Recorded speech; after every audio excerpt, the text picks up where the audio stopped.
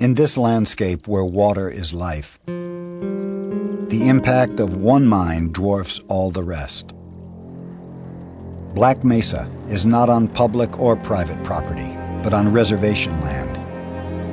Here, in hopes of economic prosperity, Hopis themselves and the neighboring Navajo tribe signed away mineral and water rights to Peabody Coal Company for the largest open-pit coal mine in the United States.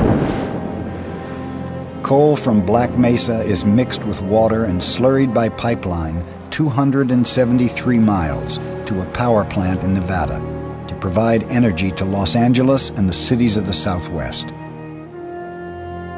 The coal slurry takes 3 million gallons of pristine underground water each day.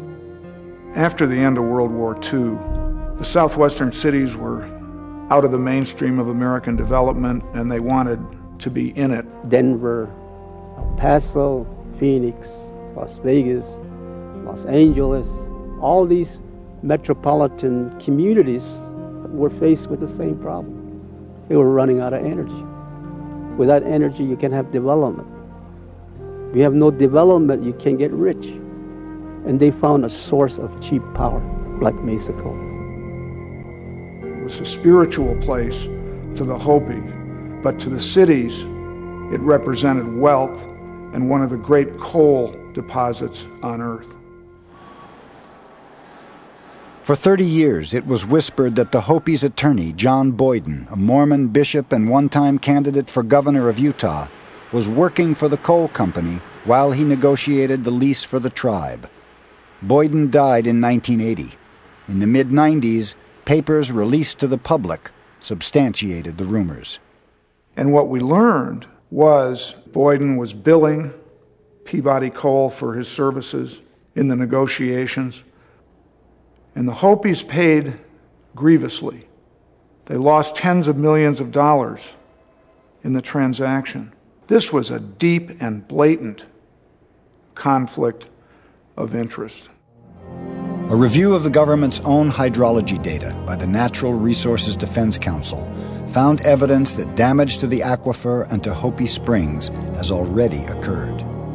When I finally realized what Peabody is doing, sucking the water underneath us, all our springs are dry now. And some of, like this one here, it's not what it used to be. You know, it used to be almost up to the top. So we formed an organization called Black Mesa Trust, and our first purpose was simply to put pressure on the company to stop the abuse. Peabody has no recourse at this point but to get off that aquifer. They know it. The government also now is very sensitive because they have been hit by over 8,000 emails from people all over the world, and there's going to be more coming in, and they know that. After years of community organizing by Hopi and Navajo activists, the Mojave power plant was closed for air quality violations in December 2005. Peabody's use of pristine water for the coal slurry line was stopped. It was too late for this spring, which has since dried up.